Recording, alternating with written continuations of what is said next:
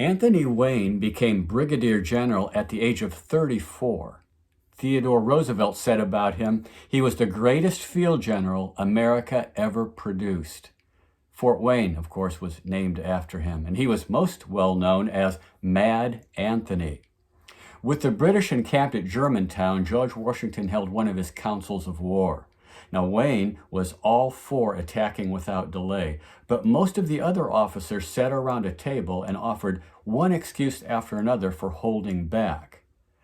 When all the dissenting votes were in, Washington turned to Wayne, who was sitting in the corner reading a book. "What would you say, General?" Washington asked him. And Wayne stood up, slammed the book shut, glared defiance at the group of officers, and he answered, "I'd say nothing, sir. I'd fight." And we did. Now in this video, we're going to see that we too are engaged in a mighty battle. I'm Jim Taylor. Welcome to In Favor Resources and to the 7th video in this series called We Are an Army in Indiana.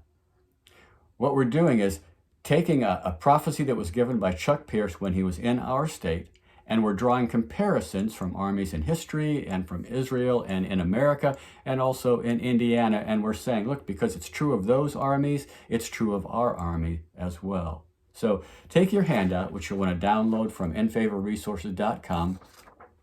You're looking for the video number 7, and we are examining declaration number 6. We're going through 12 declarations in this series. This one says, in Indiana, we are engaged in a fight. We obey our commander, we wear protective armor, we carry deadly weapons, we are trained and ready, we know who our enemy is, and we are engaged in a fight. So our situation is not neutral. We are not spectators at a ball game. We are combatants. We are fully engaged in a struggle that has been raging since creation. Now here are 5 passages which I chose, all from the same seasoned warrior, the Apostle Paul. He says in Ephesians 6 that our struggle, that's the word that he uses because we are in a struggle, is not against flesh and blood, but against the rulers and the authorities and the powers of this dark world and the spiritual forces of evil in the heavenly realms. 2 Corinthians 10, he says, though we live in the world, we do not wage war as the world does. We wage war, but we don't do it in a worldly fashion. He says the weapons that we fight with are not the weapons of this world. Then in 1 Timothy 1, he's encouraging his young son Timothy. And he says, I am giving you this command in keeping with the prophecies that were once made about you, so that by recalling them, you may fight the battle well. Now we can fight this battle poorly, but we can also fight it well, but we still have to fight. And in 2 Timothy 6, he says, son, fight the good fight of the faith.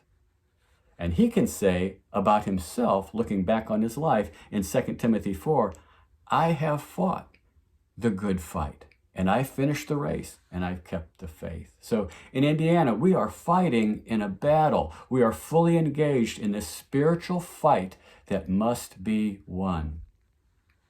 To quote Winston Churchill, once again in this series, he was making this statement, saying these things at a time when England had very little hope that they would continue as a free nation. They were seemingly facing an implacable enemy, and Winston Churchill said this, we shall go on to the end. We shall fight in France. We shall fight on the seas and oceans. We shall fight to defend our island with growing confidence and growing strength in the air. Whatever the cost may be, we shall fight on the beaches. We shall fight on the landing grounds. We shall fight in the fields and in the streets. We shall fight in the hills. We shall never surrender. The old hymn writers gathered this very well. They understood this, and they did not waver. And I'm going to quote some hymns there. A couple of them are on your handout. Some of them aren't. Encamped along the hills of light, ye Christian soldiers, rise and press the battle before the night shall veil the glorying skies. Arise, oh arise, and hasten, Christian soldier. Go forth to the fight that waits for us today. No time to delay, for Satan's power grows bolder. Jesus calls, we must obey. O Christian, gird the armor on and press the fight with sin. Go forth against the hosts of wrong. Go forth, our cause to win. The conflict wildly rages, no longer than delay, but trusting in Jehovah's might, go watch and fight and pray. I have enlisted for life in the army of the Lord, though the fight may be long and the struggle fierce and hard. With the armor of God and the Spirit's trusty sword, at the front of the battle you will find me. And finally, my soul be on thy guard. 10,000 foes arise. The hosts of sin are pressing hard to draw thee from the skies. Oh, watch and fight and pray. The battle never give over. Who's your prayer warriors, prophetic people, apostolic leaders, anointed teachers, pastors and shepherds, new believers and old seasoned warriors? You single or married or divorced, you parents, you single parents, you grandparents, all of us together, fight on. The battle is raging all around us. As we always do, we save some space there at the bottom of the handout for some of your questions, applications, implications, thoughts. We are an army in Indiana, and because of that, the word struggle in Ephesians 6:12, it's a Greek athletic term, and it describes a wrestling match, and I'm quoting now, in which the loser had his eyes gouged out with resulting blindness for the rest of his days. Now think about that. Put yourself in that position. What is your reaction to that?